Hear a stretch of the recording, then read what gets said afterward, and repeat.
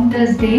President sir bought this. It was a dying college then, 10 years back. A family of 800.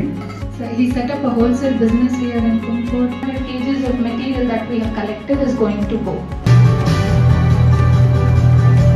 Also the team participated as volunteers in this. I would like to thank Archana ma'am and Rina sir. Thank all the volunteers for participating and the poor people who lack basic facilities.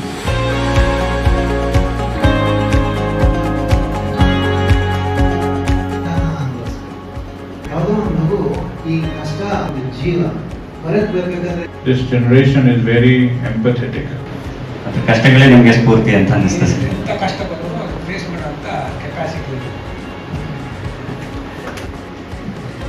ಒಂದು balance ಮೇಲೆ ನಾನು ಅದನ್ನ ಚೂಸ್ಕೊಂಡು